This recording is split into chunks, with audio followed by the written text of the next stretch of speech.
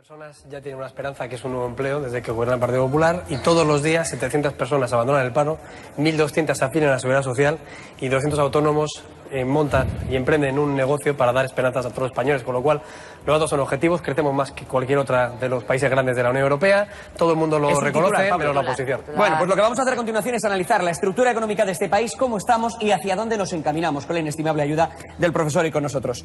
Santiago, vamos a empezar hablando de esta cuestión, que es la que nos planteamos, si la crisis es ya historia. Sí.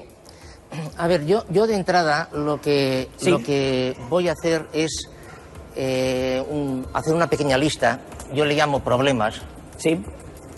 Entonces, esta lista la vamos a dejar aquí y de vez en cuando la vamos mirando, porque de alguna forma va a ser la guía que nos va a llevar todo esto. Primer problema que tiene el mundo, Europa, España, una deuda total impagable. ¿Impagable? Impagable, no se puede pagar. La deuda, toda la deuda no se puede pagar. No se puede pagar. En segundo lugar, un excedente de población activa inabsorbible. Inabsorbible. Es decir, vamos a un paro estructural, como ya vamos a ver después, sí. Inabsorbible. En tercer lugar, una tendencia a que los recursos naturales tiendan a la baja. Tenemos uranio para 65 años. Es que no hay más. Es decir, ¿doblamos el número de centrales nucleares? Vale, la doblamos, pero tenemos uranio para 65 años. Y luego, en cuarto lugar, un deseo, este es muy importante porque es muy psicológico, un deseo de la población de creer que vamos a ir bien otra vez. ¿Qué quiere decir ir bien otra vez? Que vamos a volver al año 2006. Y eso es imposible, no se puede volver al año 2006. Bien. Vamos a ver, vamos a trasladar estos cuatro problemas a la situación estructural. La deuda. España tiene una deuda, aquí está reflejada por deuda pública, deuda de las familias, de las empresas, de la banca, que ronda los 3 billones de euros. Esto es importante, evidentemente, pero lo más importante es esto de aquí, la deuda exterior. España debe al exterior 1,7 billones de euros. Para que nos hagamos una comparación, o sea, esto equivale al 167% del PIB, Japón debe al exterior el 30% solamente. Esto es para que veamos las comparaciones. Claro, esto se apoya o tiene un paralelismo con la situación del empleo. Es decir, en la situación del empleo, lo que tendríamos que pasar a la siguiente... Sí, vamos a ver el siguiente gráfico, ahí lo estamos viendo. Es decir, en la situación del empleo lo que sucede es que el paro ya sabemos cuál es, evidentemente, pero lo más gordo es que la mitad de los jóvenes españoles están en paro. El récord europeo. Sí, entonces esto predetermina evidentemente una situación que viene apoyada con otro tema del que no se habla jamás, que es el número de horas trabajadas. El número de horas trabajadas en España está cayendo.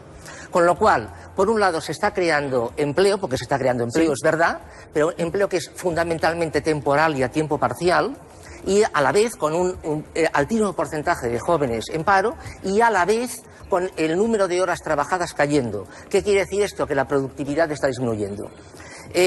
Sobre el empleo, otro resumen, yo pienso que podría ser el siguiente. El récord de ocupación de la población activa española se consiguió en el tercer trimestre del año 2007. 7,8% de paro. Cuando España iba requete bien, tercer trimestre del año 2007. 7,8% de paro. Actualmente Austria, en plena crisis sistémica, tiene el 4,6% de paro. Esto nos está diciendo algo que, claro, evidentemente se contrasta con el estado de la economía. Bien, tendríamos que saltar a la siguiente. Vamos por la siguiente gráfico, situación económica. Bien, ¿qué pasa con la situación económica? Hemos hablado del empleo, hemos hablado del paro. ¿Qué pasa con la situación económica?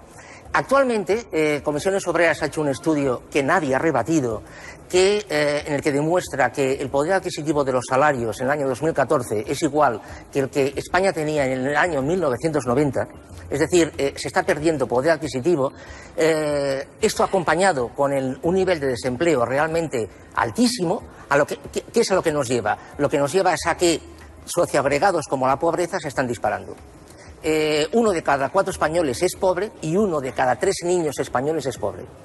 Estos son datos que evidentemente no se publican, esto lo publica Cáritas, evidentemente, porque son datos feos. Pero, entonces, fijémonos, tenemos una deuda, hemos dicho, altísima, tenemos privada y pública, tenemos una situación del empleo que se basa en la precariedad o está sustentada en la precariedad, y por otra parte tenemos un poder adquisitivo de los salarios bajísimo, y por otra parte tenemos unos socioagregados que van empeorando. Bien, de cara al año 2005, porque claro, esto es algo que se ha ido cociendo en los últimos 6 años, ¿no? De cara al año 2015, esto queda perfectamente reflejado en el presupuesto. Aquí tenemos, cogiendo las previsiones del gobierno, es decir, nos hemos creído las previsiones del gobierno, España va a crecer 31.500 millones, el déficit se va a reducir en 16.900, etcétera, etcétera. Yo llamo la atención en esta partida de aquí. España el año que viene va a tener que pagar, más o menos, 36.500 millones de intereses de la deuda. ¿Solo los intereses de la deuda? Solo los intereses de la deuda. Yo llamo la atención de que España no va a crecer lo suficiente para pagar los intereses de la deuda. Con lo cual, claro, evidentemente esto tendrá que salir de algún lado. Si el público, las personas que nos están viendo, no se hacen una idea de cuántos son 36.500 millones, esta cifra es superior a lo que España va a gastarse en agricultura, en industria y energía, en infraestructuras y en investigación y desarrollo. Y son solo los intereses de la deuda. Son solo los intereses de la deuda, porque España, recordemos que a nivel de deuda pública ya debe 1,7 billones y este año lo va a incrementar la deuda en 52.100 millones. Es decir, es una situación realmente muy compleja, muy compleja. Profesor, antes de pasar con el análisis de lo que nos espera del próximo 2015, lo que voy a hacer es abrir estos datos un poco a debate con nuestros tertulianos. Francisco, adelante. Hombre, claro, el planteamiento, no se ofenda, catastrofista, claro, es una visión que a mí la verdad es que me sorprende. Es decir, me deja decir que la deuda pública no se va a pagar, depende, es decir, ¿por qué no se va a pagar? Es decir, España hace muchos años que no ha dejado de pagar su deuda pública. No sé, en la época de los Austria, por supuesto, suspendió pagos. Pero eso es suponer de que la economía española no va a crecer. Y los indicadores dicen de que este año vamos a crecer al 2,5%. Hoy mismo abre usted, o abres los periódicos económicos y ves Carrefour que va a contratar 4.000 personas. El Corte Inglés que ha contratado, que ahora se financia ya no con deuda, sino que pasa a bonos, lo cual es una muestra de la confianza. Claro, son muchas cosas. Yo me lo he apuntado todo porque me interesa mucho la visión que tiene de todo esto, ¿no? Claro, la situación de empleo, ¿no? También está cambiando el mecanismo. Tenemos una visión muy estatista de entender el empleo, ¿no? Y se está modificando. Luego, claro, la economía española tiene que absorber, ¿cuánto es? 1 millón de personas que vienen de la obra, ¿no? De la obra pública, ¿no? Sin formación. 2,5 millones. O 2,5 millones, de los cuales 1 millón son jóvenes, si la memoria no me falla. Por eso el dato, ¿no? Entonces, claro, esos 2 millones de personas que no tienen formación, habrá que formarlos, que es lo que se está haciendo. Es decir, que yo creo que hace usted una visión, me parece, demasiado catastrofista. Dice que, claro, que el problema está en que es el turismo, el comercio y la administración pública. Hombre, el turismo es el oro que tiene España. Es decir, eso en la época de Franco sí que teníamos todos la visión. Turismo, qué horror, ¿no? En cambio, el turismo ahora se ha demostrado que es el oro que tenemos, que es fantástico. Pero a nivel de gasto por turista y año, España está a nivel del año 2003, perdón. Pero récord de número de personas que han llegado. Sí, pero cada vez vienen más turistas y gastan menos. Bueno, habrá que mejorar, pero ¿por qué vamos a preocuparnos? Quiero decir que es el gran motor de la economía española, el automóvil. Luego usted sabe muy bien de que esto de que cambian los modelos productivos me recuerda mucho en Estados Unidos, finales del siglo XIX, cuando también se planteaba, ¿no? Y luego aparecieron nuevos nichos de mercado, nuevas líneas de producción. Ford inventó los automóviles. No veo por qué nos tenemos que instalar en la visión catastrófica de creer que la economía española no va a ser, o la europea, dinámica de abrir nuevas... Una cosa es la española y otra es la europea, ¿eh? Bueno, ojalá estuviéramos como en Austria, ¿eh?